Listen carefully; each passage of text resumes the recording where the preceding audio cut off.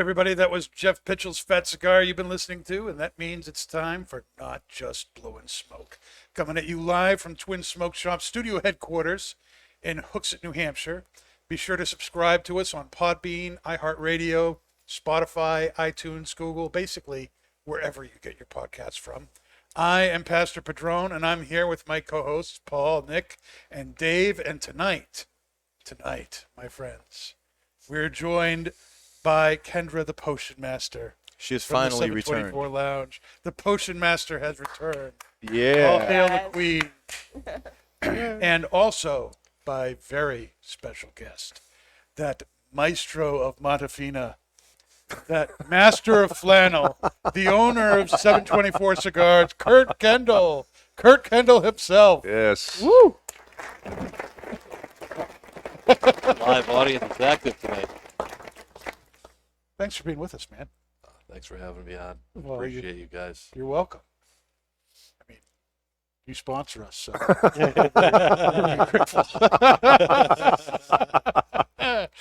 Well, my friends, tonight's show explores a topic that has come up repeatedly on the show, and that is just how much does a ring gauge affect the experience of the tobacco blend that you are smoking? And we're going to look into that ourselves tonight by smoking two sizes from Kurt's 724 1874 series, the Gagger, which we are smoking first, and the Lancero, which we're going to smoke in the second half of the show. Kurt, before we get into the cigar, do you want to tell us a little bit about the 1874 line and where does that name come from? There's a lot of numbers in that. There's a lot of numbers. There's Yeah. a lot of numbers in general in our whole brand, which never really dawned on me until I actually put it into place. But 1874 is the year that our cigar brand started. In 1874 at 724 Elm Street, Manchester, New Hampshire, which is only a few miles from here. Right. The brand was started by R.G. Sullivan, and I wanted to bring our third brand to the market with a little bit of meaning, so people understood, the brand and when it started. That's how that came about. Nice. All right. Now, the Gagger is one of two sizes, along with the Toro, that's relatively new, right? Those line extensions came out a year ago. Yes. So originally we had a Corona Gorda, Mm-hmm. a Robusto, and a Torpedo. Torpedo, yeah. And afterwards we introduced the Lancero, Mm-hmm. and we introduced this 60 ring gauge we call the Gagger, and the Toro. That's right. That's right. Thanks for reminding me. Now, you're welcome. Now, when you revamped this, the blend got tweaked too. Am I remembering correctly? It did get tweaked a little bit. This is mostly tobacco from Nicaragua. Okay. It does have an Indonesian binder, which we have a specific way that we like to ferment that tobacco, give it a little unique flavor. The goal was we didn't want to have a Nicaraguan cigar that tasted like everybody else's. Right. So what do you do different to age the binder of that cigar? That's top secret. That's top secret. And that's not just blowing smoke, people. It's top secret. Apparently, we're not going to get into that. All right. And so the Gordo is the 6x60 size in that line. And Kendra, we have a drink here, Old Forester, right? We're drinking with this. What are we drinking? It is so good to see you here. I know. Welcome back. Thanks, guys. Yeah. So, I know with these headphones, I feel like I'm like whispering. Hi, guys. Speak up. So tonight we are having the new Old Forester single barrel proof, the 724 barrel pick. So it's fabulous. And what I would say is that at 129 proof, Oh yeah. 129 Whoa, proof. you wouldn't yes. know it though. It I tastes know like it. it's 100 proof to me. So good. It really is good. I'm pleasantly surprised with how smooth it is at 129 proof. I haven't needed to put water, ice, anything. I think it's really enjoyable, neat. So what I'm getting from this, guys, is very, very sweet nose. A lot of like toffee, kind of caramel in the nose, right? And then on the palate, Caramel toffee. yeah. Caramel toffee. Caramel toffee. toffee. Yes. And then on the palate, a lot of spice, like black pepper spice. Yes. So good. Get that nice long finish. It does have a nice long Yeah. finish. Some nice sweetness in there too. Yep. Really, really nice. And then on my first thought of the pairing, it's bringing out like some leathery notes, especially in the retro hail. You like that, Dan? I do The like ret- it. the retro hail, hail. yeah. Next, Why we next like week, Potion Master. next week she'll be referring to it as the retro. The retro. The all-pro.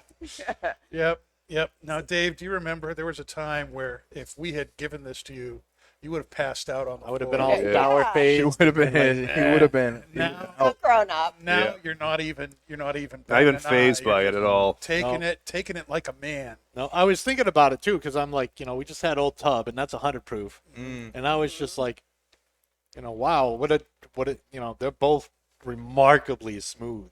Yeah. Yeah. Yep.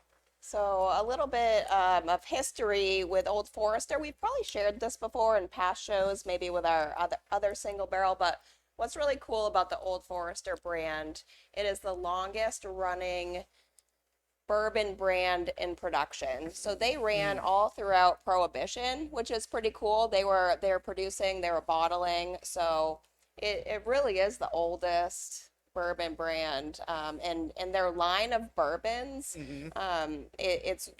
it's really cool that the way they do, there's like a whole timeline. Like, for example, their 1910 bottle, that is the exact mash bill that they used in 1910, and so on. They have a 1910 and 1920, and they really go down the whole history of their brand. That's so really cool. So there's a little bit of history with every bottle from them, which I like. That's great. They don't have an 1874 though. Oh, they don't. Shame on that. Exactly. Fortunately, we do, and we can pair it with it. So, what are your initial thoughts on the pairing here, Nick? It's good smoke. That sounds very typically Nick. It's a good sip. It was very Dave, municipal. what about you? Yeah. A lot of leather, some earth. Not much else, huh? It's very smooth. It is very smooth. Well, it's agree also with got like, I feel like right after you exhale, you get like a little bit of pepper and then it goes away. And it matches kind of perfectly with the drink, with what I think Kendra was saying with that little bit of pepper that's in the back. It's a really good pairing. Paul, what do you think? The 1874 was one of my favorite cigar lines in the 724 catalog. Mine as well. Yep. And so I got a lot of cedar, earth, wood, mild pepper, and just a little bit of vanilla out of this. Vanilla. Yes. Vanilla. Yes.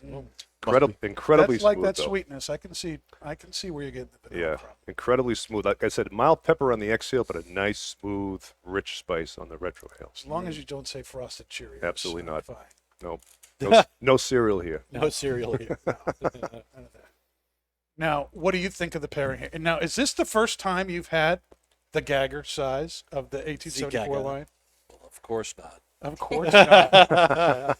You can be honest, Kurt. Well, obviously, when we introduced this line, I've smoked them then. Yeah. But on a regular basis, no, I do not smoke this.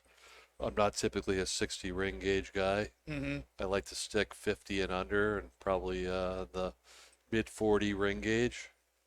That's what I like. The combination of these two together with the foolproof whiskey and this Nicaraguan tobacco, I think really complements each other well. I do get a lot of that black pepper Yeah. from the whiskey finish, and I've always thought that the 1874 blend, especially with the narrower ring gauges, which we'll experience later, had a lot of white pepper. So we're kind of a bit of a pepper blend, so to speak. Yeah, it's time. it's got that spice, but it is not over the top. It's very, very, it's very pleasant. and with the cedar and wood and those sweet kind of vanilla notes that I think Paul was talking about, it really goes very well. I think this whiskey, as it's high proof as it is very smooth. I've noticed lately as I drink whiskey, this might sound a little odd, but it might not be. I don't know. But if I take in as much whiskey as the amount of saliva in my mouth and blend the two together, it's oddly unbelievable. So how do you know how much saliva is in your mouth at any given time? Years of practice. And that, my friends, is not just blowing smoke. Or saliva. That actually works. Yeah. All right. just Now tried it. I have to try it. Yeah, it is really. It cuts down a little bit on the pepper notes, so you get more of that nice, deep, rich flavor. Caramel. Yeah. These are these little hints, these little life hacks for bourbon drinking and cigar smoking that you just won't get anywhere else. There's no other podcast where you can find this stuff. Now, you've already basically admitted that 6x60 larger ring gauge cigars are not your thing. There had not been a 660 in this lineup until last year, and yet you decided in your infinite wisdom to add it. What made you want to add this particular size to that line? Sales.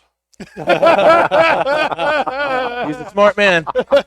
He's a smart man. Robusto, Toro, In a word, the Gordo, cash. or 660 is the most popular selling sizes in America that I know of. Yeah, it's true. As much as I'd like to have all narrow ring gauges or even a series with, because initially that's what this was going to be. It's dollars and cents, a little bit of business, and it's necessary. So Well, I think it's it's too you're blending for your audience and what are they going to smoke and what do they want, and when we're doing this, you don't necessarily just do everything you would like, unless you're Steve Saka, but Sakalicious. Sakalicious. Do we have any Saka stuff on the soundboard, Dave? No. Nope. No. Just on my head. Just on your head. All right. Now, another thing about that, where did you come up with calling this the Gagger? Well, that's a bit of a Rhode Island story. So back when we initially launched the 724 brand, I had 4 or 5 sizes. We're going into our 15th year, so my memory is depleting. But I was in Rhode Island doing an event, and we had a Robusto, a Torpedo, a Grand Toro, and one other size. Oh, the Churchill. The Churchill.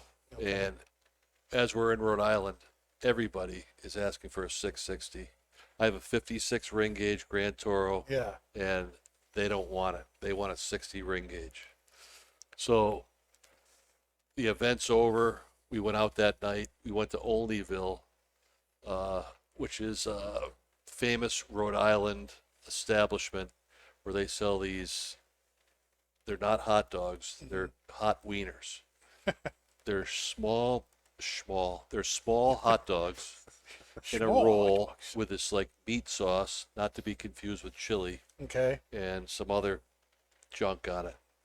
So I had my first hot wieners that night, and the guy, when they make it, they put it up their arm and they put the stuff on it.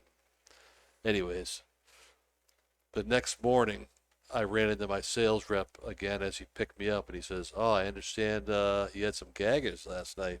I'm like, "Gaggers?" He's like, "Yeah. Did you go get some Gaggers in Olneyville?" And I'm like, "We had hot wieners." He said, "Yeah, that's a slang for hot wieners." So I kind of put that in place with the thought of making a 60 ring gauge cigar, and that's how that came about when we introduced the 60 ring. That's a Wieners great to story. Gaggers. Kendra, well, you've You're looking very. That's a very interesting expression you have. It's a wonderful story.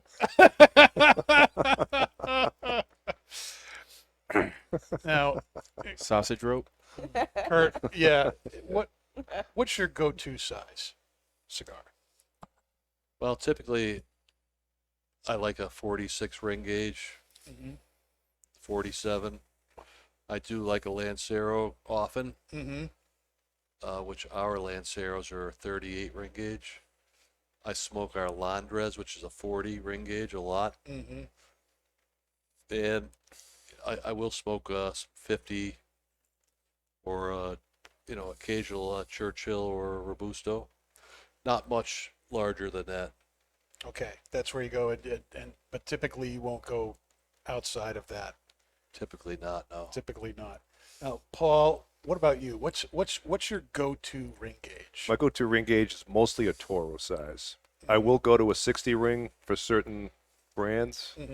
We've talked about that before. There's certain brands that I actually like, a 60 ring or a double Toro in place of the smaller ring gauges. But for the most part, a Toro is my go-to size. And a Toro being what, 50 to 56? Yeah, 54, 56 ring gauge. Yeah, So you'd prefer somewhere 54, 56. correct. Yep. Okay. Now, do you want to take a swing at that, Kendra, or do you No. want no? I don't blame you. There's all sorts of bad things that could happen with that. Is there? Yes. Nick, what about you? Do you have I usually go-to size? elevate towards the 60 ring gauge. I kind of came into being when I started smoking, and I had my first 660, which was the EP Carrillo Inch, which I think is bigger than a 60. So I think it's a what, 60? It's a 64. 64? Inch is a 64.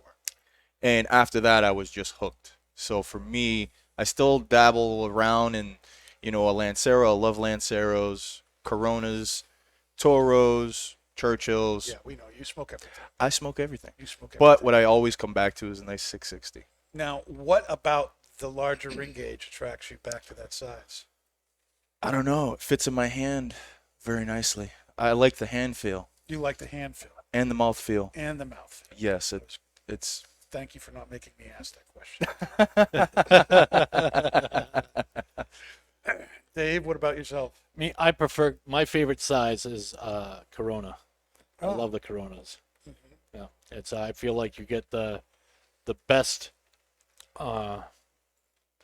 ratio between wrapper, binder, and filler with it for me. Like my like the Superfly Corona, I think is night and day difference. It is. Yeah. Between any of the other cigars in the line. My favorite size in the Hustler is the Corona Gorda. Yeah, mine I too. just think it comes, that whole line is alive in that cigar. I love it. Yep. Yeah, it's funny, when I, was a consumer, the 60 ring gauge cigar tended to be where I spent most of my time. I can't tell you, Kurt, how many LFD double Lajero diggers I've smoked in my life. Too many to count. That's a popular one. It's a very popular cigar. One time, back in 2012, I drove the family from here down to Orlando for a family vacation, and I decided to just go straight through the night. I drove all 22 something hours, and I can tell you for a fact that Orlando is 5 double diggers and 2 bowls of pipe tobacco from here. That's how Windows far away up. it is. Always up. My God. Yeah, but it's the thing. Well, smoking the cigar kept me from eating. That's true. It is a It suppressant. kept me and so it was something to do. It helped keep me awake, kept me going. But now that I've been, it's been 5-6 years. I've been back in the cigar business, doing retail and stuff like that, and I have found myself going, into the smaller ring gauges and appreciating that. The Coronas, Corona Gordas, shorter cigars.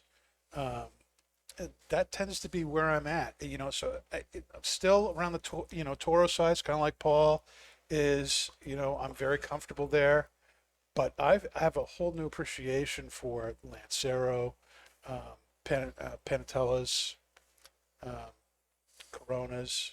I have a brand new appreciation for those, having been really having to smoke, what we're selling. It really has shown me that just because you get a huge cigar for your money doesn't mean you're getting the best flavor for that money or experience for that money. Mm-hmm. Now, so I typically am not smoking 60 ring gauge cigars anymore. No. And I can't tell you the last time I had a digger. It's been an awful long time. I think I burned myself out on them. Good I can tell you how many I've smoked. Yeah, none. Maybe one. One. That's a I do strong. love that blend, though. That is a unbelievable full-bodied blend of tobacco. Now that's something else too. You're not a really strong cigar guy. You prefer more of a medium-bodied, medium-strength cigar. I really typically do. speaking, right? And most of the cigars we make are medium-bodied, Right in there. full-flavored cigars. Mhm. Really didn't want to eliminate anyone from smoking any of our blends. Mhm. We use that term blended for every palate. Basically wanted people to be able to enjoy any blend we had, whether you smoke mild cigars, medium, or full-bodied. They offered enough flavor. That was what the goal is. Unique blends that people would enjoy. Well, the 1874 certainly is that for me.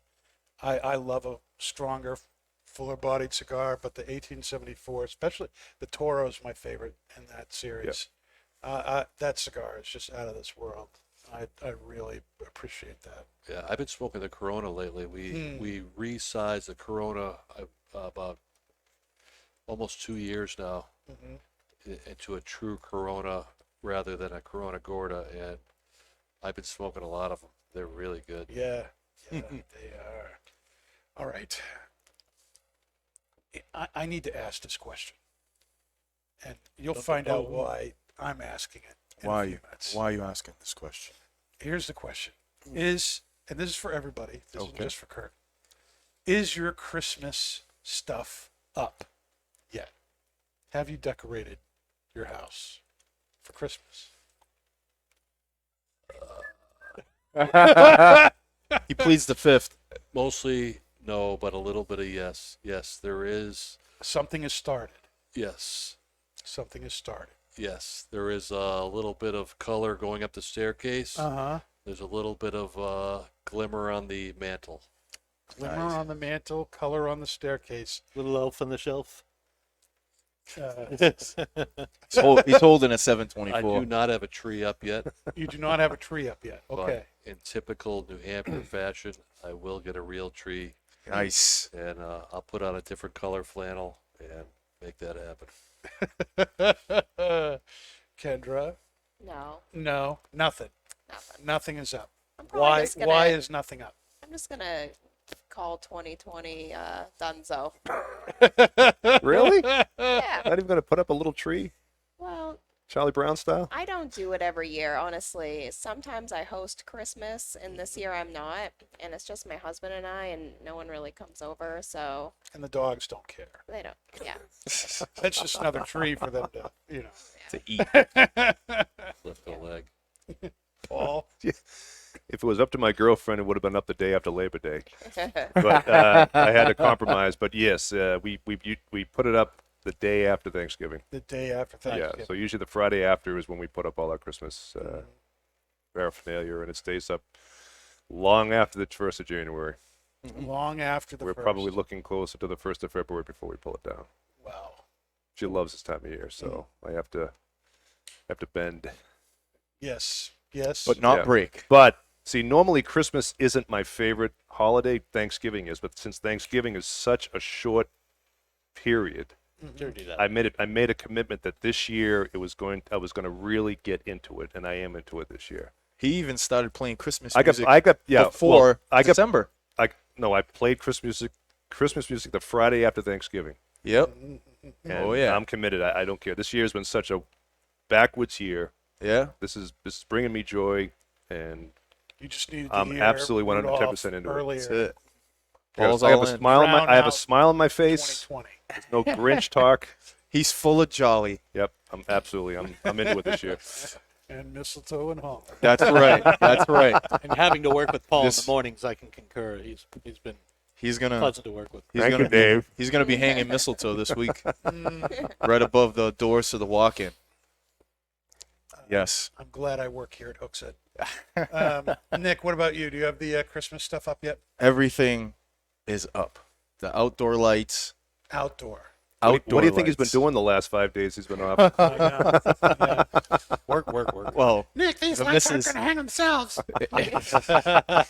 the missus is she Cracking can the be a little demanding. But Christmas lights are up. We bought a 12-foot Christmas tree, real tree that I cut down. Lights are on. Hawking. The stockings are hung. Everything By the chimney with care. by the chimney with care. Everything's up. Lights everywhere. Christmas trees decorated. Got presents under the tree. The dog sleeps under the tree. We got it all. You got it all. We got it all. What about the train? No, we don't have Santa's Village. That was when my mom lived with us for a short period of time. My mom set up a whole village that was twice the size of the table that you're seeing now that we're sitting at. All ceramic set. That was up at that point. My wife is not a Santa Village lady, so. No. But everything else is up. Let me ask you something. Did you have to hang lights on the Turkey Village? I won't answer that question at this time. He did. He did. That means he I did. won't means answer he that did. question Or at he this was time. supposed needed to. That's what Hang lights I on won't- the chicken coop. I won't answer that question at this time. he pleads. I do. I plead the fifth. I plead the fifth. Dave, what about you? Do you still have a home? almost He almost got- not.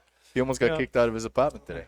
So, no, I have a string of Christmas lights going around the inside perimeter of my apartment, and that is it.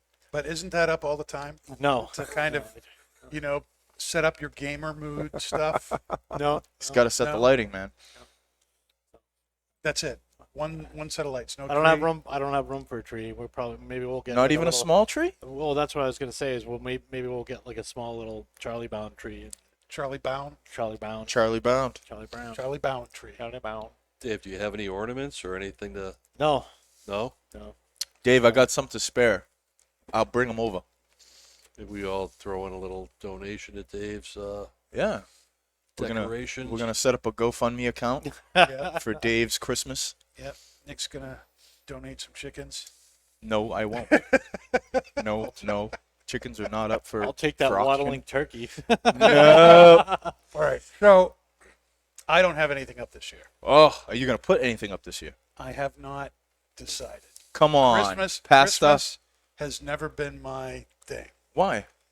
Well, Christmas is a so long fun, man. time ago, Oh, here we go. Tell us the story, Dave. at 1984, at 4 o'clock in the morning, You burnt the house a down? strip wire under a Christmas tree rug on the first floor of our 3-floor house burst at the bottom floor Christmas tree on fire. Luckily, me and my sister were up because she had to call a friend in Switzerland. It was 8 o'clock there when it was like 4 or 3 o'clock here. And we heard him smashing the windows and yelling, fire, fire, fire. So me and my sister ran down to the end of the street where the fire alarm pole was and did that. By the time we got back to the house, most everybody was out and it was completely ablaze. Oh, my And God. and the end of the street was not that far away, maybe 60 seconds. So in a matter of minutes, the whole house was up. Oh, my God. Yeah. Was it a fake tree or a real tree? It was a real tree. Yep. It was a real tree. We rented out the first floor to tenants. They had the Christmas tree, the lights in the windows, the stereo system, the TV, all on one cord Yeah. that they had going underneath their rug, and then had a party on it, and that basically burned a hole right through the wood floor, right up to the Christmas tree, which then exploded. So Sorry for your loss. my side of the story is, while Dave was yelling and screaming on the second floor, finding out what was going on, I was sick in bed on the third floor, where my bedroom was, and my mom was in the bedroom across the hall from me and says, "Danny, what is all that noise down there? What are David and Rebecca fighting about?" I said, "They're probably arguing over presents." I just want to sleep. But as I listened, I heard them saying, "Fire, fire, get out of the house." Oh. So I got up, and, at the time I'm 14, I have a rep. I'm not going outside in my pajamas. So I got dressed. Bunny slippers on. I got dressed. And by the time I finished getting dressed, which did not take long because the adrenaline just kicked whatever it was making me ill out of my system. I got dressed and I could no longer see in front of my face. Wow, it's And crazy. met my mother in the hall and ran down the stairs. I went right, she went left, and ran through the living room. I could see flames going here and there, and down the kitchen, out the front door, and out of the house. My mom came out the other way, so yes, she did make it out of the house. Nice. And but we all made it, which was Except for True Grandma. blessing. well, she Grandma died. Well, she About was 2 in the weeks house later. She because, she From was the asleep. smoke? And Yeah. then the fireman had to go in through a window and hack it open because she was a hefty lady, and brought her out through the window. Sorry, Yeah. brother. But that started a long chain of Christmas not being my favorite thing. And now, in my house, one of my kids, Anna, my middle daughter, is all about Christmas. As a matter of fact, one of her favorite things is listening to Christmas music. Now, she's been in the hospital for several weeks. And so, without her influence on the rest of us, there has been absolutely no one has said anything about putting anything up. It's never even been a question. So it's just been funny. So we have a pre-lit fake tree up in the attic. We could pull it down, set it up, I suppose. Pull it But down, man. something I just don't. Come I on, just don't- Danny. I It's just don't Christmas, man. If I pull it down, that means at some point I have to put it back. I'd rather just not put it back. I'd rather just leave it there. Now, for me, because I was only You could put it 9. up and leave it the whole year of 21. I was only 9, and for me, it was probably like one of the best Christmases ever, because as the months passed, people, a lot of people organized some stuff, had stuff in the news. We were interviewed, and then it was like all of New England just like donated to us, and all these donations went to the police station. The police station got overrun with all this stuff. One of the I think the chief's cousins or whatever owned a warehouse in the town. They filled that up, and I remember being with either my mom or my dad going through this warehouse with all this stuff that had been given to us. Like, I felt like Indiana Jones in like the place where they put the ark with all these boxes of stuff, and they're like, you can carry what you can carry out, and that's it. So to me, it was just like, holy crap, this is awesome. So I gotten Look at all this everything I'd ever wanted that year, not on Christmas, but later. Yes. But I had this one teddy bear that I had, and Teddy bear. he was a dark brown, and he got smoked. My parents had gotten rid of it, but they found another teddy bear that was the exact same, only he was, instead of a dark brown, he was a light brown, and he didn't have a T-shirt anymore. So at the time, I thought he had been reincarnated, and God gave him back to me. Nice. But no, it was pretty special for me though. But and Mom liked it too because she got to remodel the house. Yes, that's true. Well, it was more than a remodel. Yeah. It was a total do-over. Yeah. Oh But I'm my! surprised, Pastor, no one's talking about the reason for the season. That's true too. Yeah. That's true too. It's a very commercialized thing. Of course, Pastor Padron is, all about, believing in Jesus and everything. That's my thing. It may not be your thing. That's okay, but it's my thing. My And thing, too. it's your thing too. I'm glad to know that. And you know, it's it's funny though. You know, it's just, you know, working in retail and stuff. It's such a silly season. You know, you're going crazy. Even when you're a pastor, you know, when I was a pastor doing all these extra services and everything, you're like running around like a chicken with your head cut off, doing all these things and extra musical stuff. And by the time it's over, you're just ready to collapse. You know, and you know, so for all those kind of reasons, I've just, you know, Thanksgiving I love, and we talked about this a few weeks ago. I don't want to, you know, go back and rehash it, but a holiday where you're focused on being thankful for what you have and the blessings you have and the people in your life who have been in your life, and then the food. I don't mind the food. Who minds the food?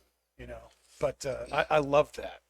You know, the day after Thanksgiving, the kids start, you know, they hand me 5-page lists of what they want for Christmas, and I'm thinking, oh, I got to heat the house.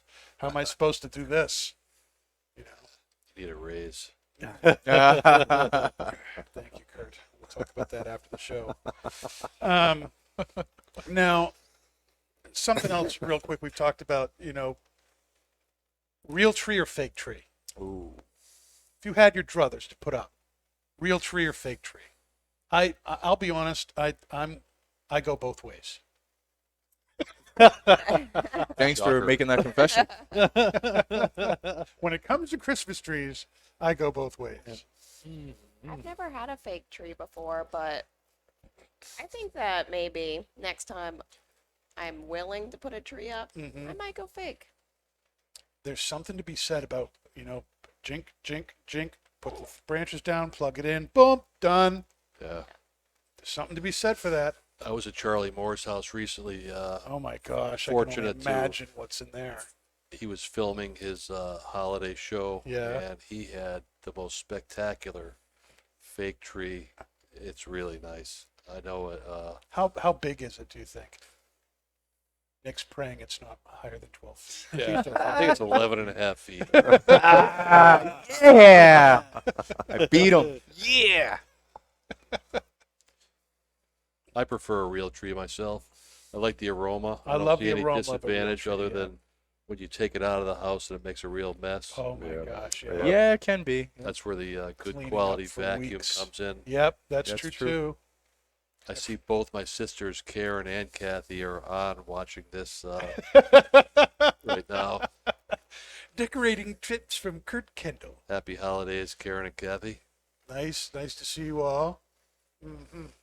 Paul, real or fake? I've had both, and I got to tell you, the fake tree wins out.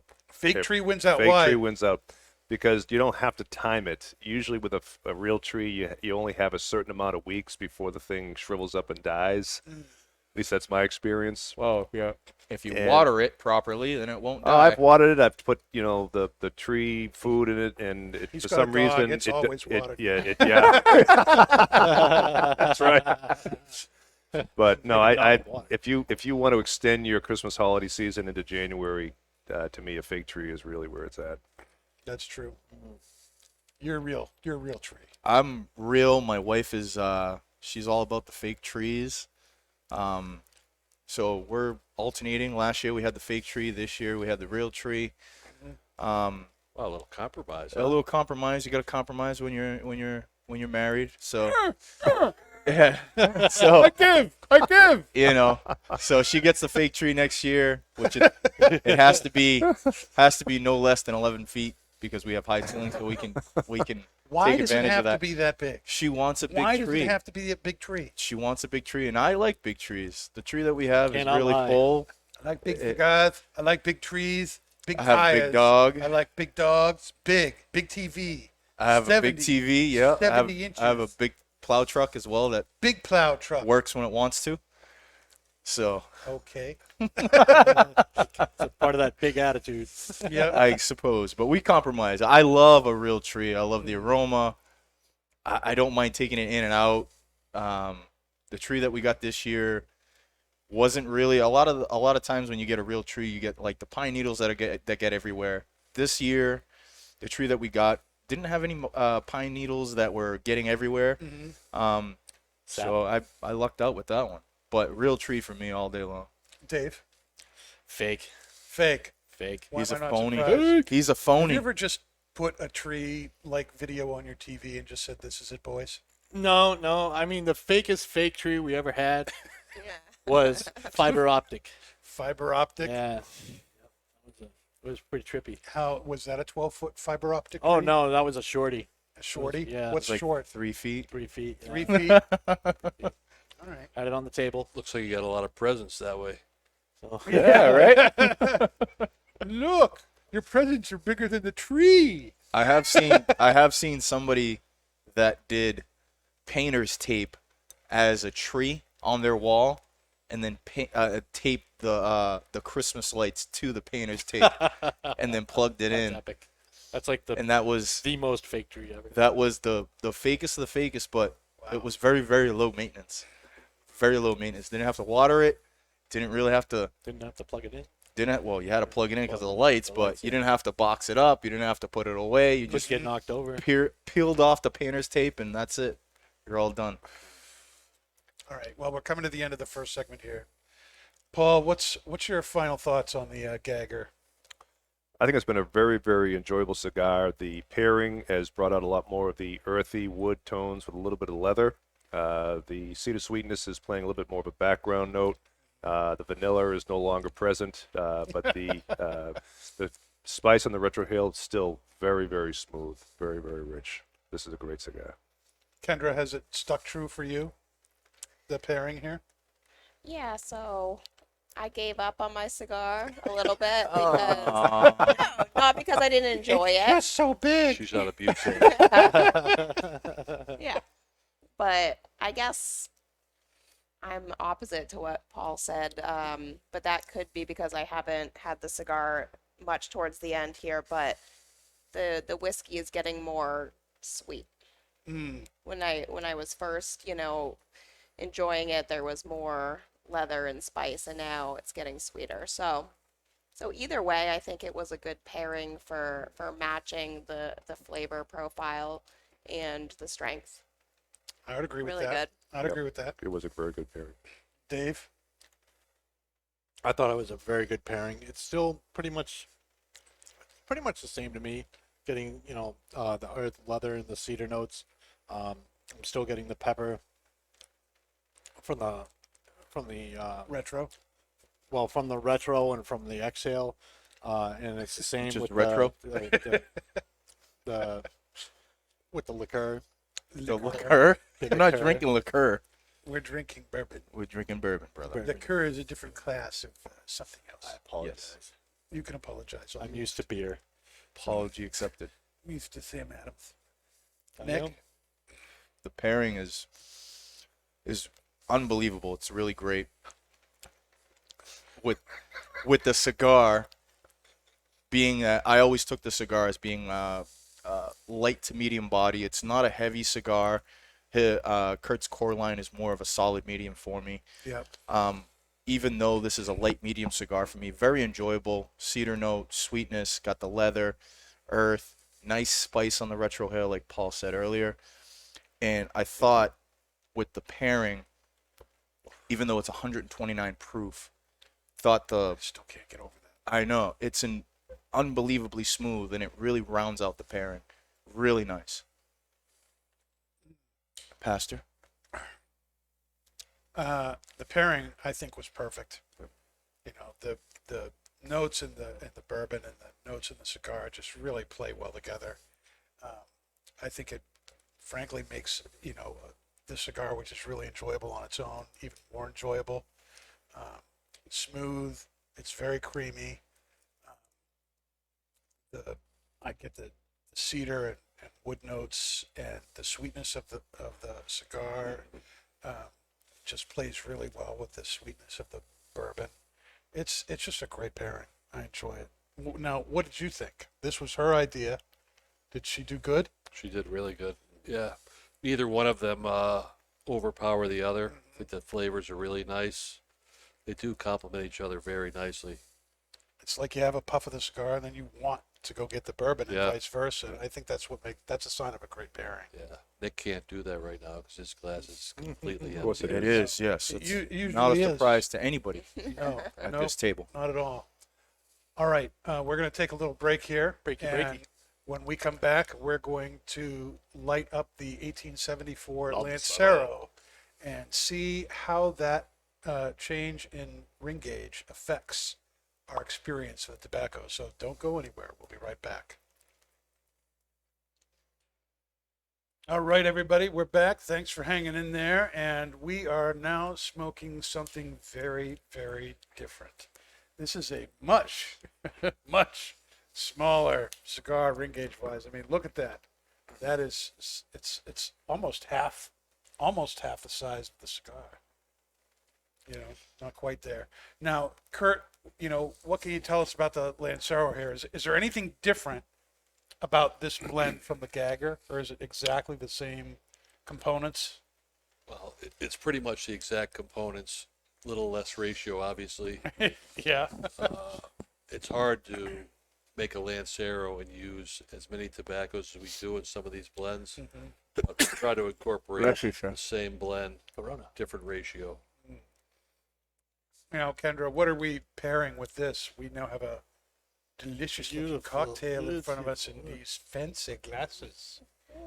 So this is a new cocktail at the lounge called the Evening Melange.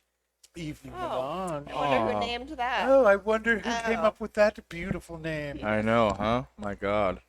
So this cocktail is made with Belle Meade bourbon, which is pretty new to New Hampshire.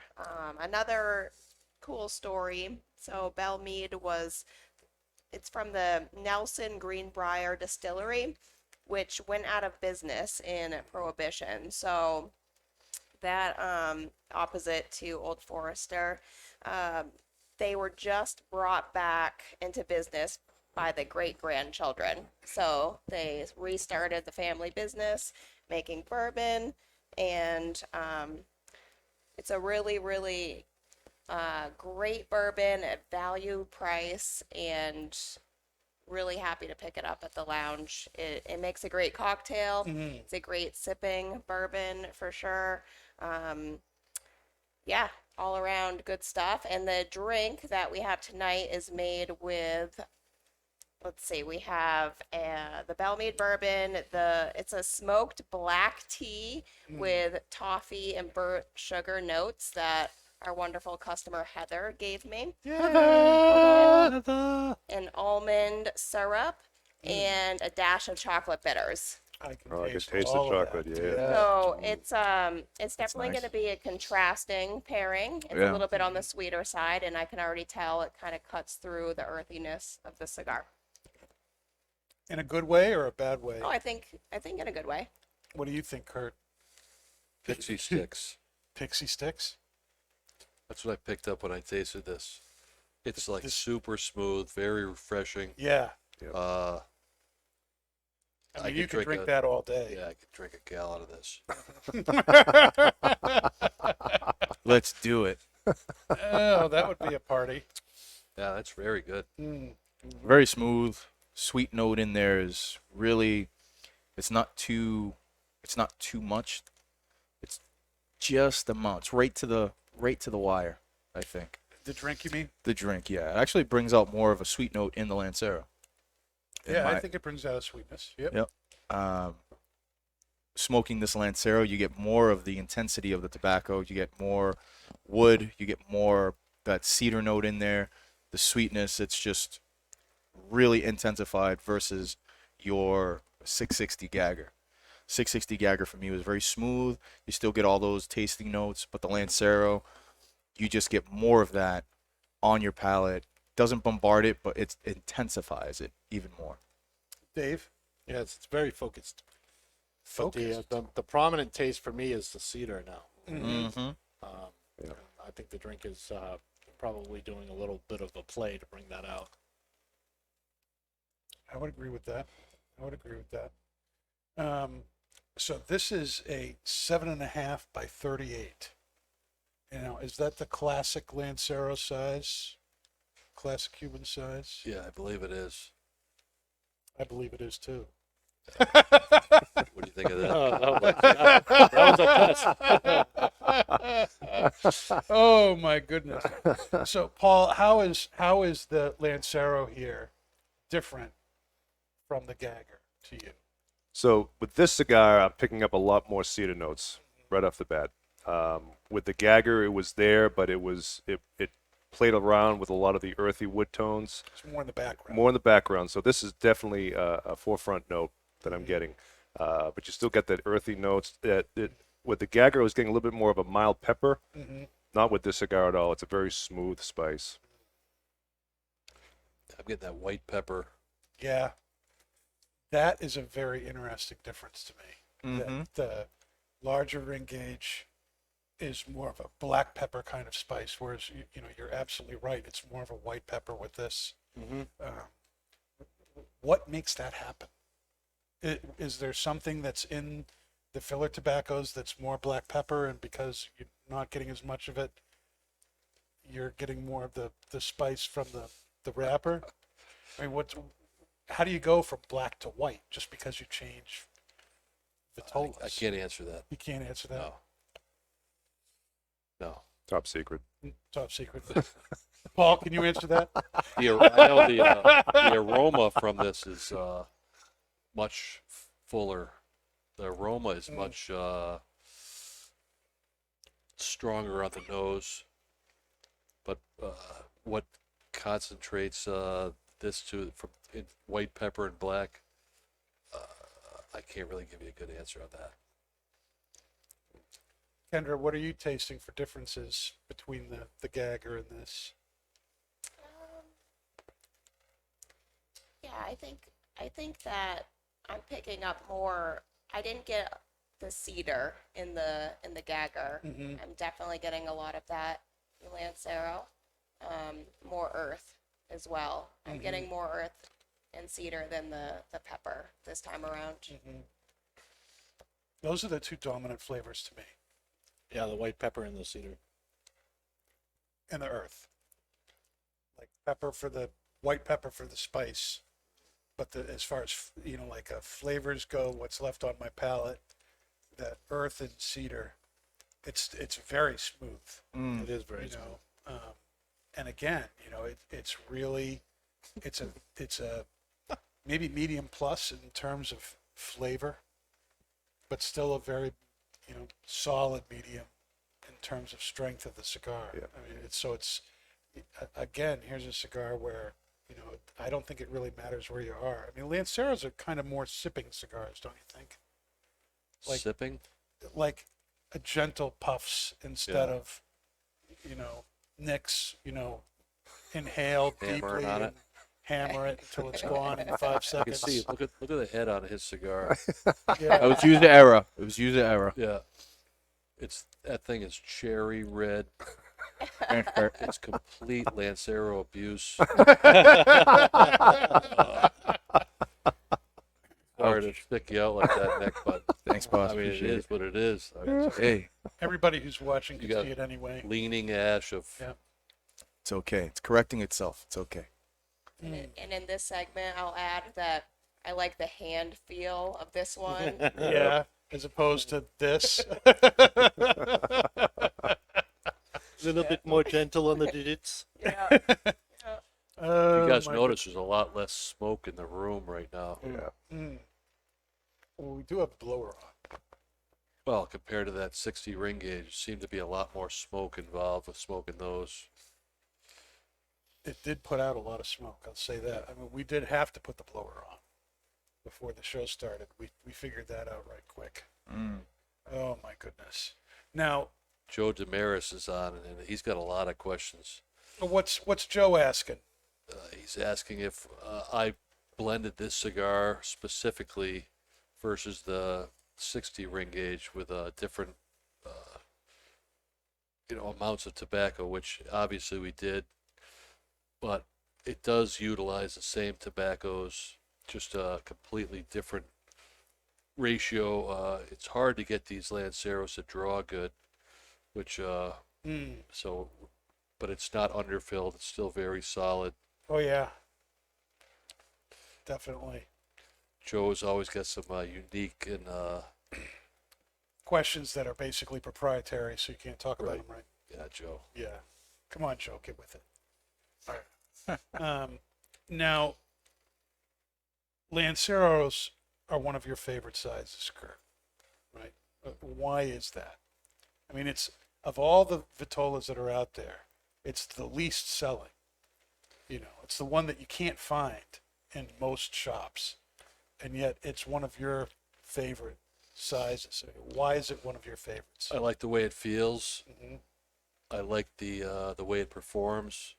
It does take a little bit of some finesse to smoke it, because if you puff it too fast, it gets hot. Doesn't taste good. So you have to learn to smoke a Lancero. But I find once you do, it delivers the best flavor, definitely the best aroma. Mm. I'm actually the under over on how many times I say is 14. I think I'm approaching that. Apparently, I've asked a I few concur. stumpers too.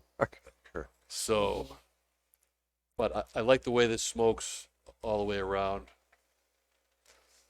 Now, this being one of your favorite sizes, you have 5 lines that are out under the 724 umbrella, but only 2 of those lines have Lanceros. Why did you not make Lanceros for all of those lines? Why just the original and then the Well, we 1874? have messed with the blends and tried Lanceros. To try and make a Lancero in that Hustler series is very challenging. Yeah. And the way that burns with the overlay of the second wrapper on top, it burns a little hot, and that Connecticut from Ecuador tends to overheat. In some cases, if you smoke it like Nick, You got a little bend going there, buddy. I told you it's correcting Your stick itself. has a bend in it. It's just the ash. It's just the ash, my Take friend. that to the we bank. have tried it. I'm not a real me. fan of the WK series, which uses that Ecuadorian Connecticut. It tends to, if you don't smoke it properly, it gets too hot. That wrapper doesn't hold up as well. So really, you know, was these 2 blends really lended themselves to making a Lancero, where the others just because of what they're made of and how they Yeah, perform, not impossible, but certainly no, that's the way we went. And like you said, Lancero is probably the slowest selling size in the United States. right. So you don't want to have 5 Lanceros right now. Mm. Did you try it on the Factory 57? Yeah, I was gonna say that. We have, and not saying that won't be something in the future. So it's possible. No, it's possible. It's possible. Everything's Things are possible. changing in this industry, and fortunately, with some of the rulings that we had to deal with last year aren't necessarily in effect today. We can come out with some new products, which we do have coming out soon. Interesting. Maybe even this month. Ooh. Now, if you look on the if you're watching, you see that we have some extra stuff on the table here. We have some antiques from the 724 history out on the table. You want to talk a little bit about these, Kurt? Sure. One of the reasons why this brand came back to the market was my fascination with antiques and collecting advertising. I learned Fascination's that's a very PC way of putting it. it is Yes. very.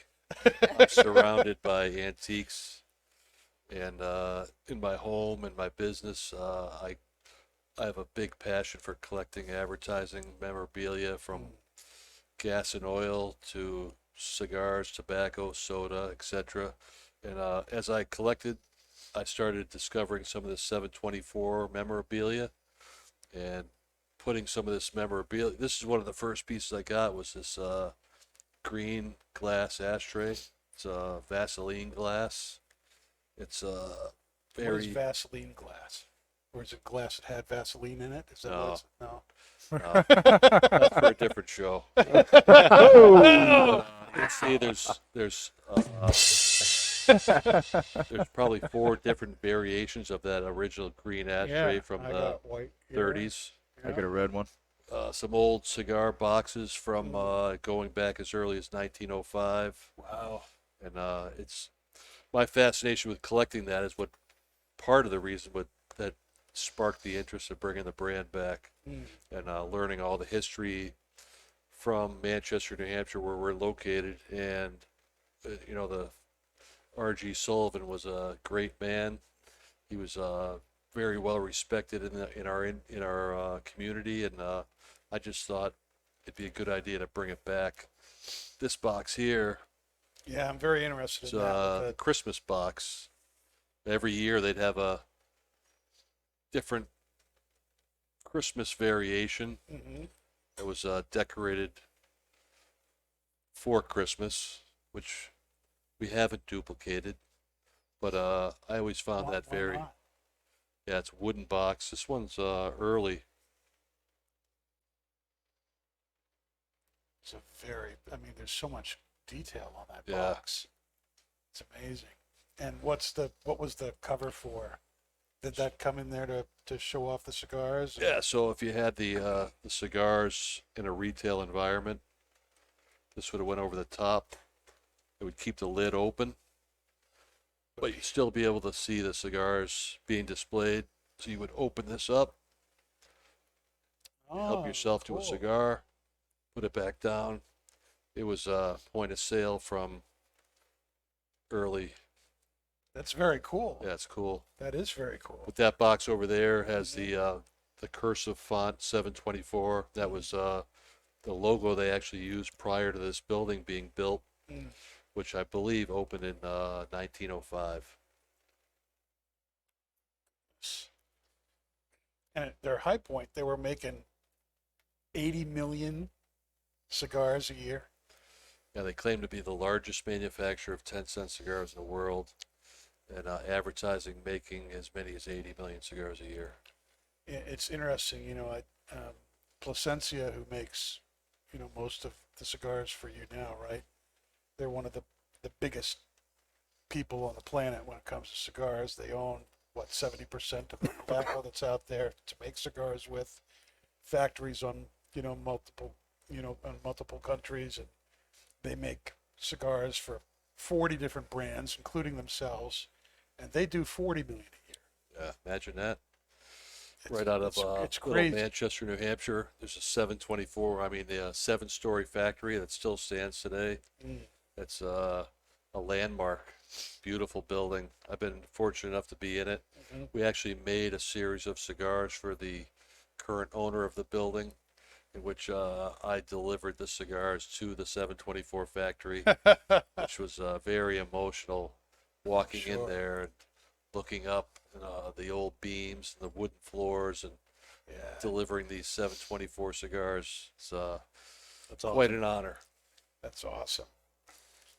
Paul, you have some news for us tonight, do you not? I do.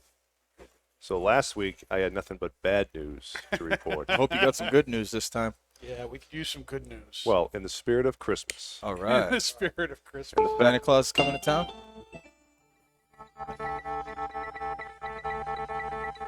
thank you, Dave. Yes. And the fact that our fearless leader is sitting with us tonight. Wow.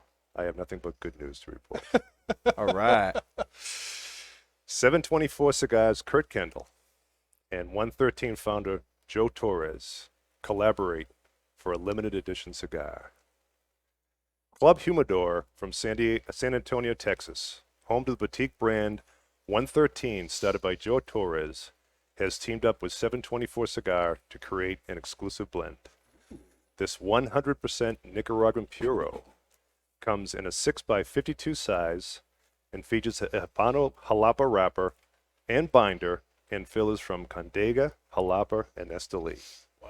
Hailing from the Placencia factory in Esteli, Nicaragua, there are only 10,000 cigars in production and 3,000 currently available for purchase exclusively at Club Humidor. This blend comes in 10-count boxes, is presented in the newly redesigned 724 1874 series package, and branded with the Gothic-style 113 logo, quote-unquote, 724, 1874, 113. That's a lot of numbers. Says Kurt Kendall, owner of 724 Cigar. Each cigar sports a sleek 113 foot band, setting it apart from the original 1874 series. Kendall says this blend is something to look forward to and expresses his enthusiasm for 113's incorporation of his vintage 1874 series. Although this limited size release was initially available only at Club Humidor, Dave,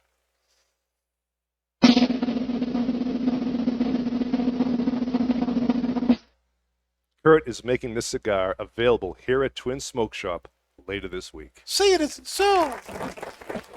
All right. So is it one of your goals in life to make a cigar that has all, 0 to 9 numbers in the name of the cigar? You're getting close. Yeah, we do use a lot of numbers. I think we left out Factory 57, which is the designation on the bottom of all these antique boxes, where the tax designation, Factory 57. So we do have a lot of numbers, too many numbers. But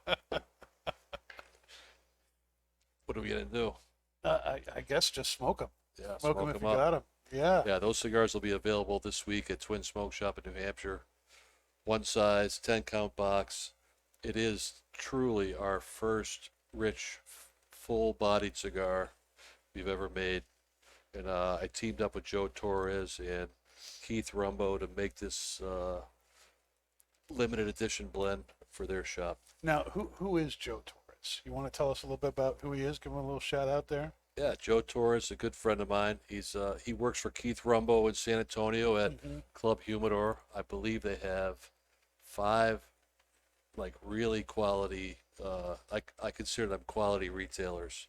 So they have 5 really nice stores, and they approached me last year to create a unique blend and series for them. That had to be an honor. It was an honor, and I asked them if they would mind if we shared this unique experience and we could both offer them in our retail stores. And I'm assuming he said yes. I hope he did. Too late for that. Kendra, we're gonna have to come up with a special pairing for that. I was thinking that when you were announcing it. Yeah, that has to be something we take. Another advantage 3 a.m. epiphany. I know, right? of. So how did that collaboration come about? Like, what made you guys start thinking, "Hey, Kurt, want to make me a cigar?" Well, we've worked Hey, together now. on other promotions in their store. I've been part of a car show and try to come up with unique ideas to do promotions in store. So throughout the time that we've got to know each other and we became good friends, he thought it would be a hit if we collaborated together and made a special cigar just for them. Now, have they had the cigar already, or has COVID, like everything else, affected this Well, too? COVID did affect the release of the cigar, which was supposed to be out in July, but Wow. they did get it about a month ago, offered in San Antonio only, exclusively, and I wanted them to have an opportunity to offer it prior to us having it in New Hampshire. Do you know how it's been received out there? It's been received very well. That's awesome. Yay. Yeah. Yeah. Now, what's the rationale, Kurt, behind these special releases that are like, here's a cigar that you can only get at this store or in this chain? I mean, when you're a national brand, and we know lots of people do. Saka does it. I know that Roma Craft is famous for doing that too. Lots of places make cigars that you can only get one place, and for people who are fans of that brand, it's like, how do I get that? I mean, what's the rationale behind doing these small runs that are only available in limited places? Well, consumers nowadays want what's new. They want something unique. they're always asking, usually when they walk in the door, what's new? They come to a trade show, what's new? Yep. So to create a little unique buzz and product, we come up with a unique product that they can buy only in one place or two. You know, and people that want it are clamoring for it. All they have to do is get on the keyboard or pick up the phone and make it happen. That's very cool. Now, have you done any other collaborations with other stores or cigar places before, or is this your No, first? this is my first one with a retail store. The other collaboration I did do was with GYK Antler Company, which is the company that owns the 724 factory. Okay. So I made them a unique cigar, and that's a large marketing company, and they've used that over the years for promotion and marketing for their company. His goal is to keep his building famous. Yeah. So we're doing our best. We do it. We are communicating and talking with a few other people right now to do other collaborations. And now that things have changed in the premium cigar environment, we will have an opportunity to do so. Oh, that's awesome. Awesome. Now, one of the, you've seen Hammer and Sickles Kalanock cigar. That comes in that nice plaid, sleeve or whatever. Have you ever thought about doing a collaboration with Dixon to come out Good with idea. a flanneled cigar like that comes out at Christmas? Right? That'd be You awesome put it in right a there. stocking stuffer. Call it the Hey Now. See, little communication goes a long way, but Yeah, see, we should are in talk. We should communication talk. with. We are talking to Dixon right now. Dixon Not- staff shirts for everyone. Yes. Yeah. Man. We're not talking to them about a cigar right now, but we are communicating with them about something else. So Oh yeah, yeah. we'll see what happens. But don't you think the little cigar sock thing would be a cool idea? I think it would be very, very, Very fun. festive. Yeah, festive. Stocking stuffer. Green and red. 2021. 2021. That's it. There's always hope, people. Next year has to be better than this year, right? We hope. Good. Yeah, 2021 is going to be our 15th year of having this brand back out of the market. So Yeah. we have some interesting projects in the works. That's awesome. All right, that's a good lead in, I think, to my would you rather question There we go. for tonight. And tonight the would you rather question is, and Kendra, we'll start with you. Would you rather have flannel sheets or flannel pajamas? Pajamas. Pajamas. Pajamas. Flannel pajamas. Let me think why. Yeah. Why? Don't you think that? I don't know. I guess with sheets, I feel like you could get like more sweaty. Does that make sense? I Yeah. don't know. Unless your house is pretty cold, then the flannel sheets would definitely come in handy. I'm more apt to wear really comfortable, cozy pajamas Mm-hmm. because I also don't sleep well, so I tend to like travel around my house. I'll go from my bedroom to the couch to the spare bedroom. So Oh, I think boy. it's better to wear my coziness. At 2 o'clock in the morning when you're trying to Take think the of another cozy with drink. you. That's when I do my best work. Yeah. Paul. I don't wear pajamas. And I'll stop Don't right. say I'll stop Don't say right anything there. else. I'll stop right But there. would you rather have Yes. flannel pajamas or flannel sheets? I think my answer is going to be sheets, my friend. Sheets. Sheets, yes. Sheets. I have flannel sheets. You have flannel I sheets. do have flannel Whoa. sheets that we wear. That we wear. Where That we sleep in the wintertime. Do you Yes. do you sweat a lot? I in do those? not. You do not. I He's do not not. wearing anything. That's I do right. not. Really? Free bird. Potion He's a Master. free man. Oh, jeez. He's a free man. Mm-hmm. Uh, We don't have to ask Kurt all his Oh, we- sheets and Flannel everything. Yeah. it's His Dixon walls are everything. flannel. They special made it for him. Dixon. I take all my old Dixon shirts and I make my own sheets. It's like a patchwork flannel. I, like Paul, like to sleep Let it without fly. pajamas. Yeah. And I have enjoyed flannel sheets in the past. It's a guy In thing. the past, I don't have any right now.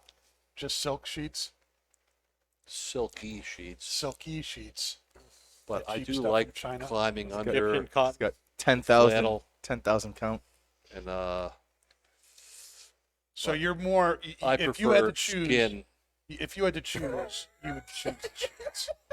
If I had to choose, it would be the sheets. Nick, Do you have to please ask? don't make me regret this. Well, Would you rather have flannel pajamas or flannel sheets? it definitely wouldn't be pajamas Why? because I What's don't. wrong with pajamas? I don't wear any pajamas either. Okay. It'd be the sheets. It'd be the sheets. It'd be the sheets. It'd be the sheets. Just because you don't wear pajamas. That and it gets kind of cold at night in my house, so I think Why? the Why is flannel, that? because I have open concept in my house and it's very hard to keep my house hot. So the flannel sheets would come in handy. Heat it up under the sheets. That's right. That's right. It's kind of cold in the chicken coop, so I'd rather have, I'd rather have flannel sheets. Dave, Oh, I currently, that's the only sheets I use are flannel sheets. I love flannel sheets. you love flannel I love sheets. flannel Do you wear the, sheets. do you use flannel sheets in the summer? I use flannel sheets in the summer. Really? You're hardcore. Well, I still have yet to turn the heat on in my apartment.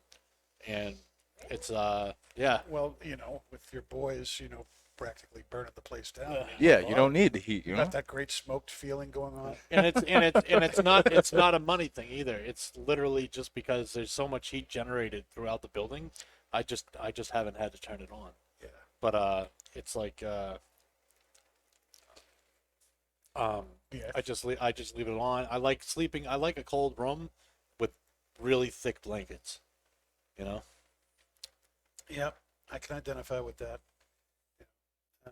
I would take the sheets as a matter of necessity. The heat's included in my apartment too, so it's not. Yeah, well, We heat's could have it not glass. included in my house, and even when I pay for it, it seems like it's not included. My house was built in 1780, and so 3 seasons out of the year it's fantastic, and then wintertime comes and you're like, oh my gosh. Newspaper insulation. Yes, yeah, I'm sure there's some 724 stuff hidden in the walls of my house. Yeah, but at least you have a fireplace in almost I every do room. have fireplaces. That's true. Yes, yep. But it is really nice to get under some flannel sheets in the Absolutely. wintertime. There's nothing like getting under those nice warm sheets. You got a fireplace in your kitchen. You got a fireplace in your den. You got a fireplace in your outside. A little area there. Oh, it's beautiful. Outside, I don't have a fireplace outside. Well, it's in the porch, I guess you call it, or whatever. Well, It's- I mean, there's the back of it. so There's the back of it. We have one of those beehive ovens. Oh One yeah. of the porches that comes out into our screened-in porch. And that might be something we try and do this winter, is actually cook something in the beehive oven. I'm coming over for that. That would be really interesting to do. We've been talking too about having a not just blowing smoke show from my smoking room Oh, in the house. I do have a room that I'm allowed to smoke in the wintertime. Very guess grateful to do my it in wife for letting me do that. flannel pajamas for everyone. Flannel Yeah. pajamas for everyone. Yes. Little 724 flannel cigars. well, it'd be Flannel- real easy now that we have the flannel headsets. Yeah. Yeah, it would be. It would be easy. Would the Potion Master come to the house? Sure. He'll bring the drinks. Sweaters and boots. That's right. I think Mike Bellady has flannel pajamas with like dollar bills printed on them. Nice. Like Richie Rich. Oh my goodness. All right. So what is the final verdict here on the 1874 Lancero? Dave, go. It's the cedars continue to be prominent. I definitely think Kendra was right by saying it's a contrasting pairing. I'm enjoying the drink as much as I'm enjoying the cigar. I'll take a drag from the cigar, then go for the drink. Yeah, I'm really, really enjoying it. Nick. Cigar is great. Love the Lancero. A lot of cedar. Nice sweet note. Really intense. Not 100% hooked on that drink. After a while, that sweetness just gets to me. It's the first couple of sips was really refreshing, but after a while, it just kind of kills the palate a little bit. It's that sweetness just really gets to my palate. The bourbon, I could drink that all day, but this I could probably be one and done. I wouldn't be able to drink that all day. The sweetness just kind of cuts through everything for me. Well, for me, the cedar on this cigar just has been increasing and increasing as it's gone down. Cedary, smooth. The earthiness is still there, but it's gotten more into the background. Maybe that's partly because of the drink too. But I'm enjoying the pairing very much. I think the sweetness Incredibly well. I think the sweetness is bringing out more of the cedar and putting some of the earth maybe into the background. I love the retro on the cigar. And I'm looking around. Everybody but Nick's cigar has been smoking great. It's smoking great. I told you it corrected it. I lit it wrong. It's okay. It's fine. Oh God. I've been sipping it. I can It's okay. smoke this cigar in 6 As minutes. Dave would say, you're dragging on it too fast. Dragging me. Just dragging It it. drags. Ruining your pairing, Nick. You're ruining the pairing. Thanks, Kendra. I It's you. appreciate it. Kurt, do you think the drink was too sweet? No, I enjoyed it. It's not something I would sip on all night, but it's good for after dinner or, with a cigar and a nice full belly. And I enjoyed it. I just popped that Luxardo cherry in my mouth, and I don't know if you guys have done that. And then smoked. I wish I had another one. Really? I can do that right now. What, Yep. give me your cherry or? Pop that cherry. No, I'm going to pop my own cherry there. Paul. Oh, that's sweet. I think the That's pairing. fantastic. Thank you. I think the pairing has been fantastic. I really do. I think it's pulling out a lot more of the cedar notes for me. Oh, wow. It's been an absolutely flavorful, smooth smoke. Absolutely agree with the cedar being the prominent note. A little bit of earthy wood tones. Just a very, very flavorful cigar. This has been incredible. Potion Master. So first of all, how's it? Sausage rope. Yes. First of all, how about these bougie glasses? Yeah, I These are feel really like nice glass. I feel like love it. I'm in the Civil War with these I glasses. know. And I wanted Kurt to see these tonight because I think we need to have these in the lounge. I They can be approve. different. Oh, these are from your stash? Yeah, they don't get much action at my house, so I figured I'd bring them tonight. But I absolutely love them. The pairing, to me, it's very buttery, like almost like pound cake. You know what I mean? So I think it's definitely balancing the earthiness with the cigar, but I think the cigar is giving it this like butteriness, the drink, where it started out to be more chocolate. Now it's kind of like cakey, which is enjoyable. I don't typically like a sweet drink, and so I kind of understand where Nick is going with this. Yeah, I don't think I could have two of them, but I think it does work well with a cedar earthy cigar for sure. Yes. Yep, that cherry really changed the retrohale for me. I don't know. Yeah. I can see why you wanted another cherry. That was really good. Yeah. That went incredible with the cigar. Incredibly well. Incredibly well. Just can't catch a break. I concur. I do. Oh my goodness. It was very municipal. A little bit. And that's one for the bank. Oh, stop it with that, please. Mhm. Guys can never let me live that down. No, probably not. So between the two cigars, the Gagger, and a Lancero. Damn. Was there one that you liked more than the other, and why? And now that doesn't. In saying that, I'm not saying which cigars sucked. They were both great cigars in their own way, but where do you stand on how your experience of the tobacco, and maybe mouth feel, hand feel, which cigar did you end up preferring? Which would you go back to more likely than the other? For me, it would definitely be the Lancero. I felt like the flavors were definitely more pronounced. The cedar being more pronounced for me made it more enjoyable.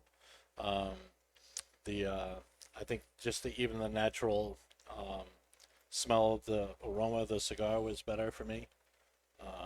Yeah, I would definitely go for the Lancero again. Nick. Lancero. Lancero. Even though you're a 60 I'm a ring gauge, 660 guy. 70 ring gauge, 80 ring gauge guy. Yeah. Give me a sausage, light it up. And you want the Absolutely. Lancero. I want the Lancero. The Lancero. This Is Lancero. is a Lancero. Even though the 60 was very pleasant, very smooth, very subtle, but the Lancero packs that flavor, and that's what you want in this 1874.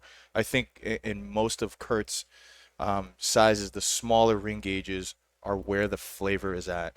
You want to really taste what Kurt is trying to blend in those cigars. You want a smaller ring gauge. That's where it shines, in my opinion. The Corona Gorda Hustler, the Coronas, the Lanceros, that's where Kurt's blends shine for me. That's so sweet of you to say. Oh, thank you. Trying not to get fired on the show. You're doing good, Nick. Thank you. I think Appreciate you'll be it. able to come back tomorrow. All right. I have a feeling I know where you're gonna land. Well, I definitely enjoyed the I like Lancero. the I like the rich smoke and flavor that this produced. I think it went well with the sweeter cocktail. I'm gonna really mess things up and pour the rest of my Oh boy. Old There Forester we go. because I think this I'm gonna join that cocktail bandwagon. There we go. would have really shined with a little less sweetness, but I did enjoy it. Them together. Woo! Let's see if you can still talk after you have a sip of that. Yeah. What do you think? Oh wow, Is it good? that's really good. Oh my. Paul. I love a cigar that has a great cedar flavor, and this cigar the Lancero absolutely delivers without a doubt. In the Gagger, you're getting a little bit of cedar flavor, but it's a little bit more of a background player. Right. This is without a doubt more pronounced, and I really love this. And again, I'm a Toro guy for the Right. most part, but I would get this, no doubt. Excellent. Kendra, I'm thinking you would say Lancero because you've actually smoked it. Yeah.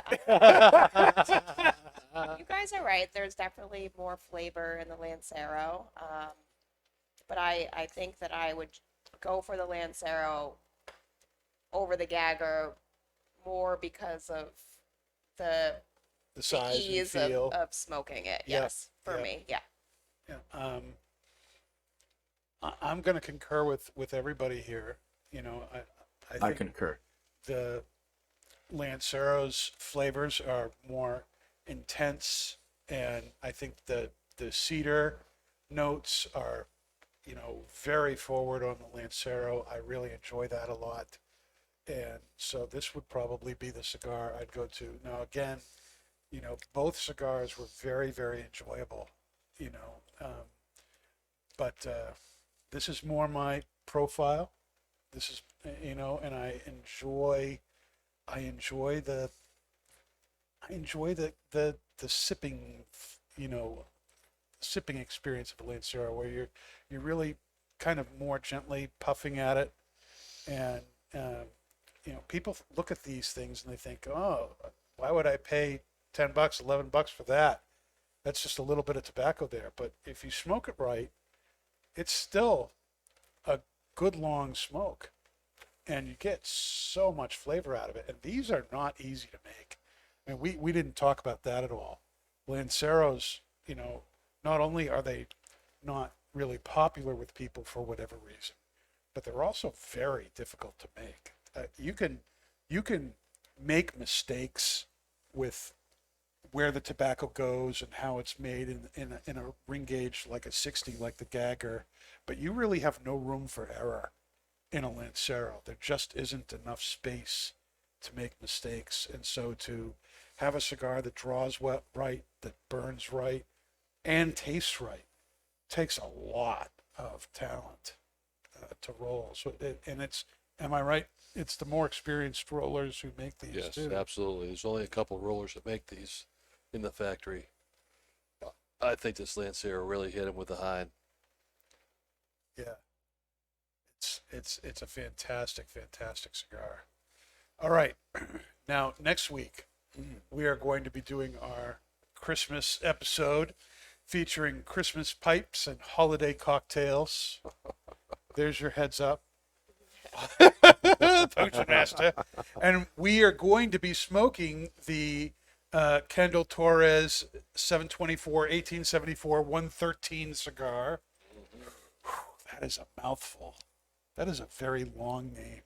You couldn't have just called it the Kendall Torres or something? KT Toro.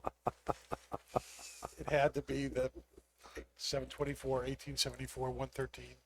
Yes. What number isn't in there? Five? 9. And 57. 3. 5, 9, and 3. That's it. So almost every number is in there, people.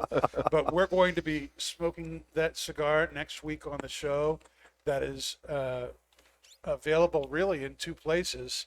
At Torres, what's the name of his shop again?